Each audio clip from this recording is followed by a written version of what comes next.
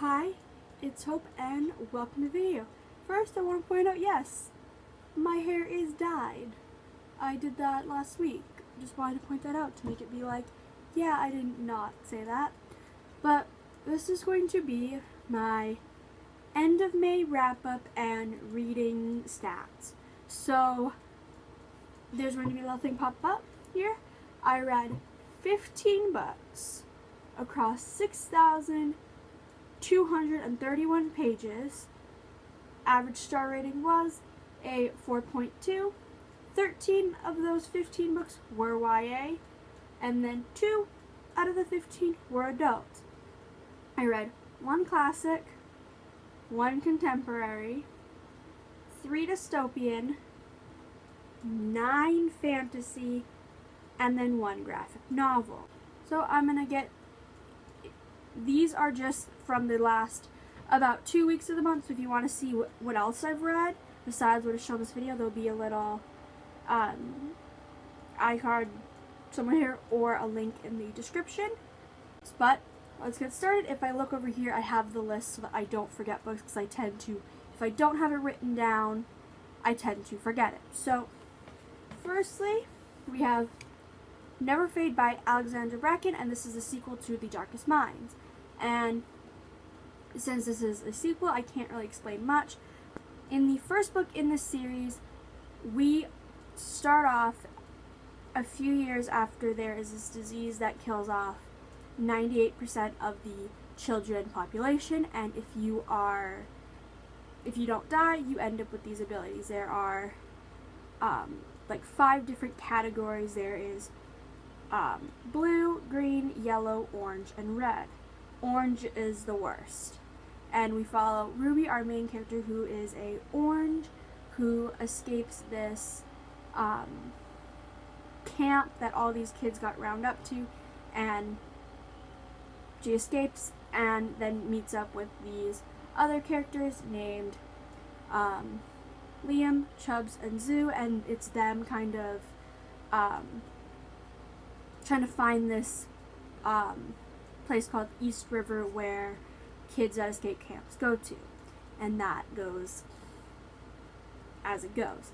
This one, it follows Ruby 6 months after the end of The Darkest Minds, trying to, at the end of the book, end of the first book, she gets separated from Liam and Chubbs, and it's her kind of trying to find them, as well as doing these while working for the League, which is the people that helped her escape from the camp. I can't really say much else. I probably already spoiled things, but I didn't like this as much as the first. The first one was like 10 times better, but the ending has me wanting to read the third book. So I don't know when I'm gonna read it. Next, and I gave this a 4-star. I totally forgot to mention that. Next, we have The Son of Neptune by Riordan, and I gave that 4 stars. And this is a sequel to The Lost Hero, which is the first book in the Heroes Olympus series, and this is the second book in the Hero Olympus series. And this one follows Percy, who has been seemingly missing for, I think it's 8 months, all of a sudden to end up at Camp Jupiter, which is a camp for the children of Roman gods, and he is the son of a Greek god. And it's the story of him having to go on this like mission to save the world, basically, almost, like all these books are. I don't really have much to say about it. I liked it. That's really all I can say is I liked it. I enjoyed reading it so much. That's really all I can say. I don't really have any like strong opinions on it. I liked it. Next, we have Saga Volume 1 by Bryant K. Vaughan, and this I gave a 5 stars. This is the first book in an adult graphic novel series about 2 people on the opposite sides of a galactic war who come together, fall in love, and have a baby, and it's the kind of start of them, it's the kind of what the start of their lives together, but it's very bad because they're being tracked by all these different people trying to be caught, and it's just a very like fun, thrill-seeking kind of graphic novel, and I really enjoyed this, and it's to the point I'm reading volume 2 in June. I don't really have much to say about this other than it was a really fun read, and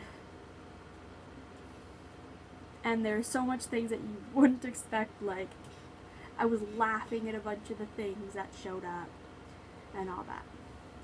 Next we have As Much as I Ever Could by Brandy Wood Snow, and I give that a 5-star. I actually have an entire review dedicated to that, which I will have again linked in the iCard and the description. All I'm going to say is it's about a girl named CJ who ends up going to her Mima's for the summer after her mother and sister died in a car accident almost a year before. And this is kind of the story of just CJ kind of trying to find herself and get over a fear, and it's just a cute, fun summer read, but with a hard-hitting action of grief.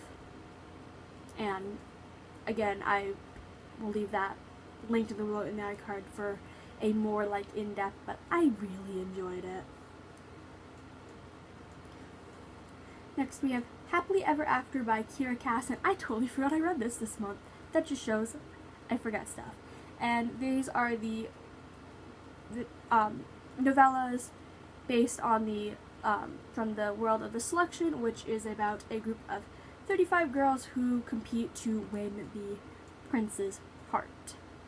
Basically who becomes his wife.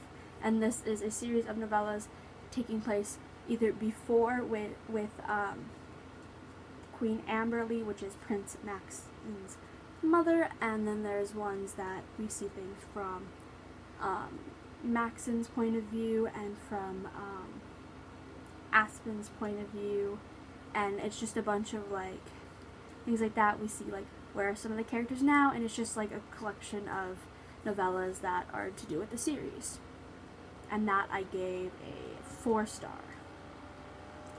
Next we have Timekeeper by Tara Sim, and that I gave a 4-star.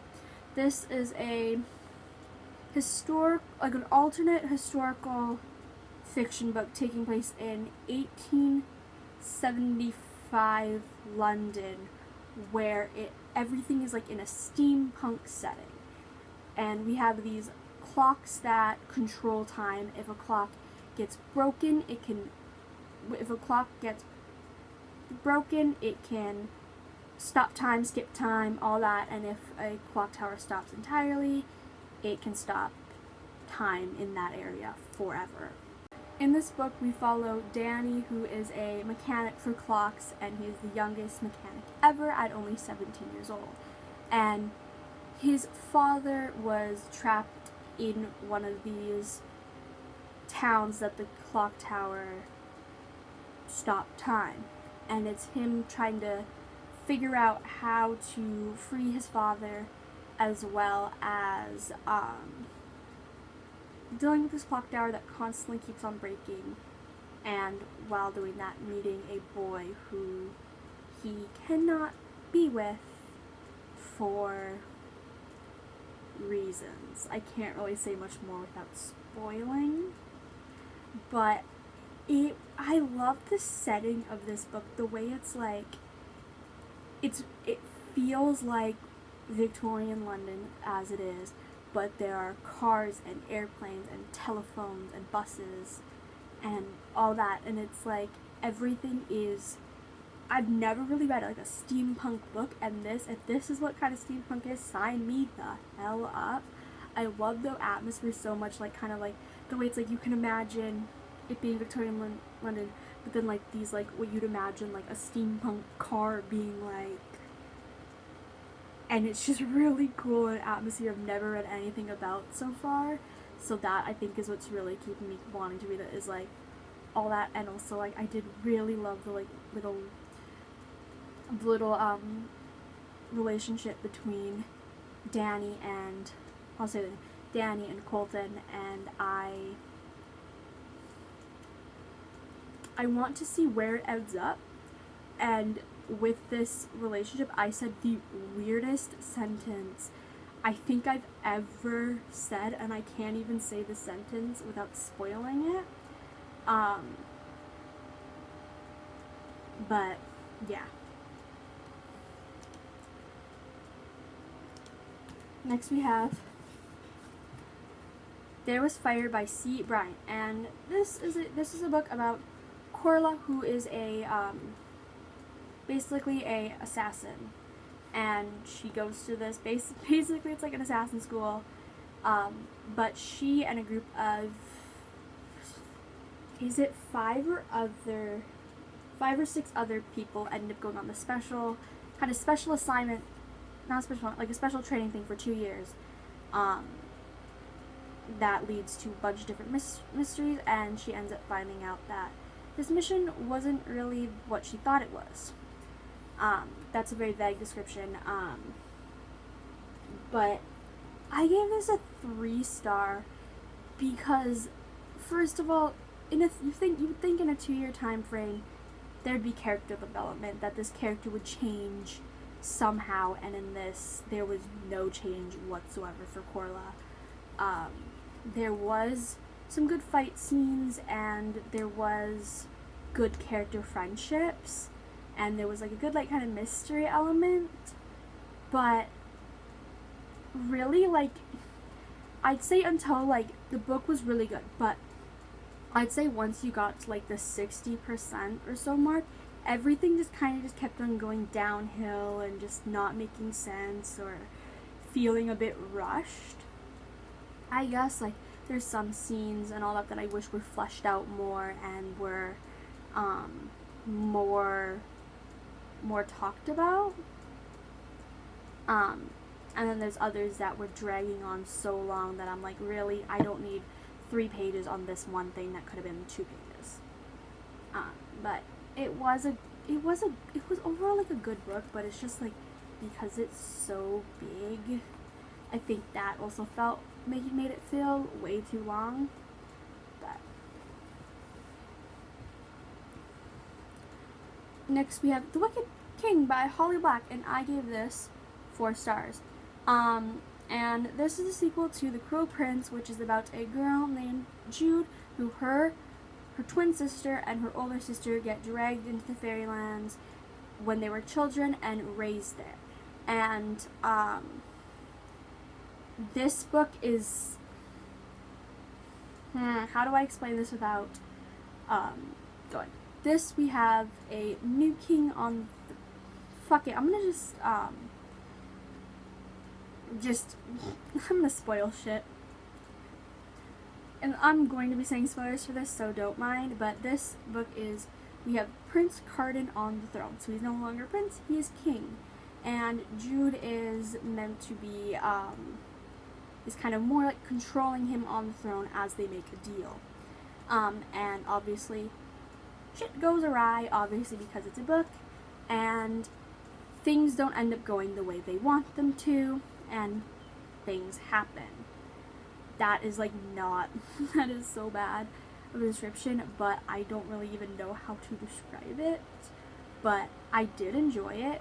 It's definitely not my favorite in the series. My favorite one out of all these books is definitely The Cruel Prince, but I did really enjoy this one.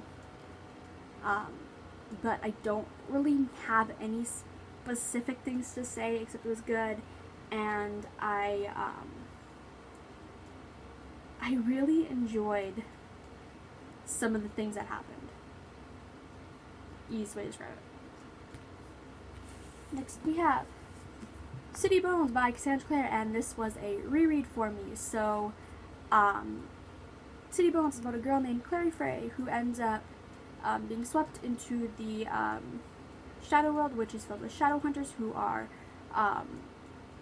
humans with angel blood that gives them abilities to do runes, which are kind of like, I guess, like things that enhance their abilities. There is werewolves, vampires, warlocks, and fae in this world, and this is the story of Clary entering the Shadow World after her mother gets kidnapped and she has to find a way to get to her mother. And since this is a reread, I don't really have much to say. Like, I still love this book. I was debating bumping it. I give this 5-star again, but I was debating bumping it down to 4. But then I'm like thinking, no, it's really good, and I have to sneeze. Ugh. But again, I just like really enjoyed this, and I don't really have much to say about it except I still love this book. It almost like when reading this, it brought me back to when I first read it, which it just, I don't know, I love all of Cassandra Clare's Shadowhunter books so much that I'm so excited to be back in this world that I've already read and knows everything that happened. There's also like little things that are said in this that I'm like, well, that didn't, like, that's not how that ended up, or are you sure about that? Like all that. Finally have Quitanothing by Holly Black, and this game also 4 stars. This is the 3rd book in the Folk of the Air trilogy, with the other books being A Cruel Prince and A Wicked King, and The Wicked King, blah, blah, blah. But again, I like this. This one was my least favorite. I am agreeing with what everyone was saying, and that it was rushed and there could have been more fleshed out things, and overall there's some things that didn't feel like they belonged. But in saying that, I did enjoy the book nonetheless. I love Jude and Carden's relationship, especially in this book specifically. I feel like it's obviously the best that it is. Obviously they end up happily ever after. I'm calling it like happily ever after. But this is just like, it wraps up the series nicely, but there's still some things that I'm like, I wish that would have been better, or Jesus Christ, what the fluff is going on? I said that so many times. But this, after reading these, I'm so excited for the Carden novella, which is How the King of Elfhame Learned Hate Stories. I think that is what it is. And that comes out in November, and I'm now like, gimme, I want it now, not in November. Now I need more of Carden and all that, so I'm like, I really think I wish it was longer, because I wish we had more Carden, because I love his snarky comments and his like asshole attitude. But again, that's what I kind of like in male book characters, the more like ignorant, assholey, is that even a word? The more stupid they are, the more I fall in love with them. Which I immediately, like, as much of an arrogant asshole Carden is, I just immediately was like, I like you, give me more, I want you. So yeah, those were the, I don't even know how many books, 1, 2, 3, 4, 5, 6, 7, 8, 9, 10. Those were the 10 books I read in the last half of May. Hope you enjoyed this video. Bye.